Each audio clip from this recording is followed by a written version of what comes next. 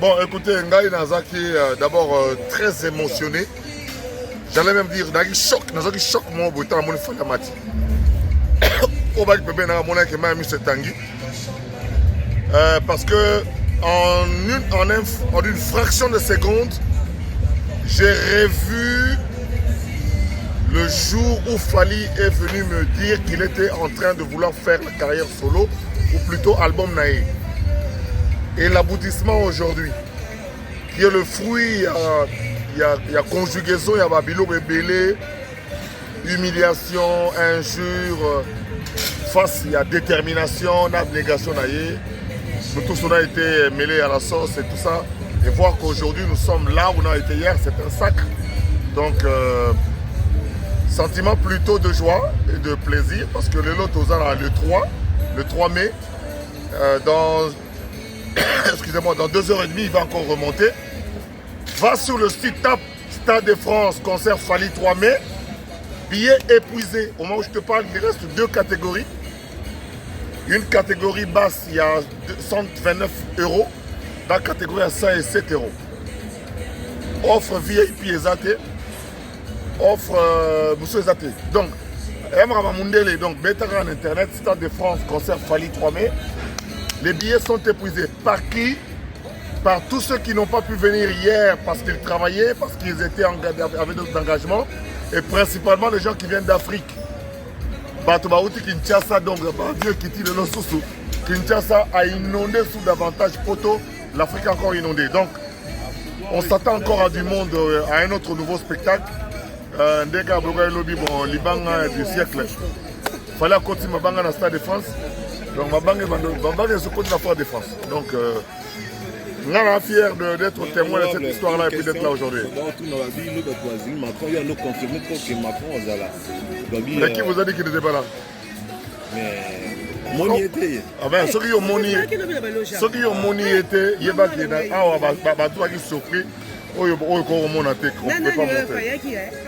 Donc, je vous ai donné l'information. Mais Macron a quitté Nani. Macron dans Zéla, on a peuple. Mais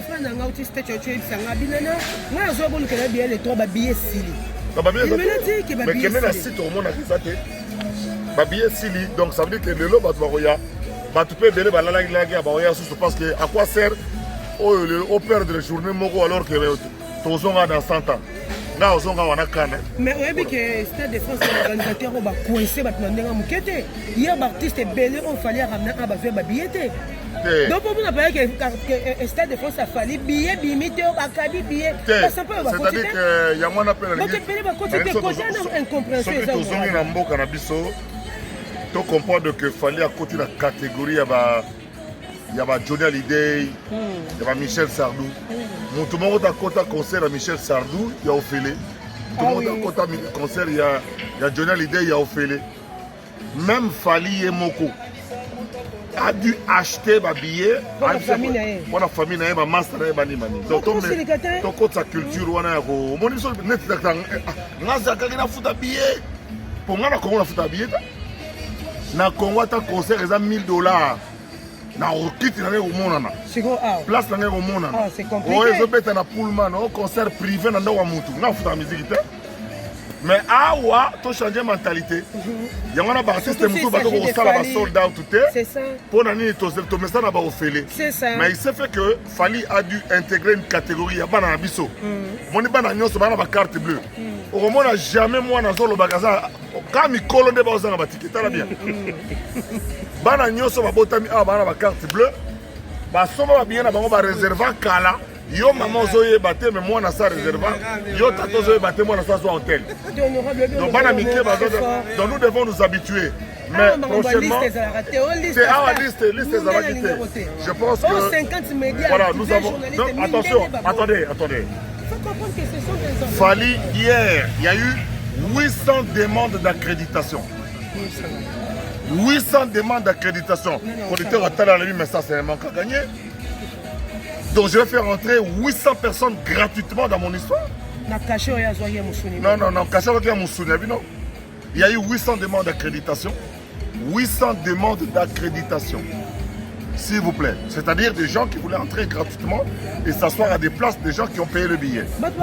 Deuxièmement, même moi-même, Baba Bassoué, je n'ai pas intégré cette dimension-là qu'il y aurait autant, notamment des journalistes qui viendraient du Congo pour ça. Qui ont fait un grand travail, la presse locale nationale. Aujourd'hui, peut-être, parce qu'on a parlé avec l'artiste, comme c'est une soirée un peu congolaise, va tolérer quand même, va il faut un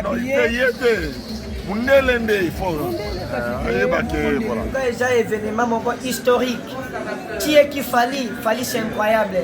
En tout cas c'est pas trop au Congo. Félicitations depuis à l'époque na génération par génération tout le monde est là beauté. Yolo mingi ate di pambola za bakanga ngote. Baba négligeaka baboya tande bakoma ko regretter mais baba ndimaka lokaba mama na boluka ba papa ko coordination ba di ba papa di badiata ba fait que la merveille ba mettre B50 bato bandimaka lelo tosuki wapi. En tout cas yolo mingi ezate étoile nza basimba ngote bakango te. Nzambe kam taibaki toko mabisiko dosana ngo lelo. Reconnaissant yango ça la avancé. Ingratitude yango ça toko ya nebale.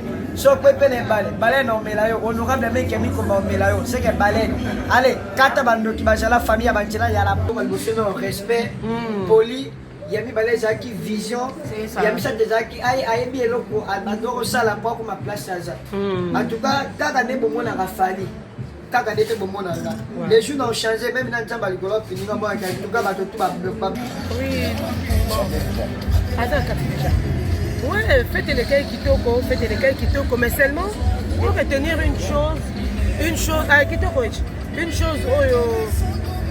honorable Zakara ou Tukoloba, a précisé détail mon bon.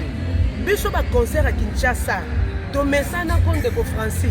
Soy toye, ngana yebali na mère bafana, na kokoto fele. Anina Bibish Makope, Mama Kulutu, na kokoto fele. Ngalo wana yebali na sule kauka na kokoto fele. Et pas munde hier bato bakatani neti baboma bato bon mafinga mpe de toute façon on va voir finga ebomaka mpe motu te mpo kobomaka motu te bato nde fo basintégrer surtout ntango toya poto bato fo basintégrer mundele ayebisi Fali bastade de France ebetaka awa na mboka oyo nano bamona liste te ya 50 journaliste te biso tokomi oki 800 parce que bajournaliste bakaka ya diaspora te kaka ya Congo te bajournaliste baza un peu de partout Afrique mobimba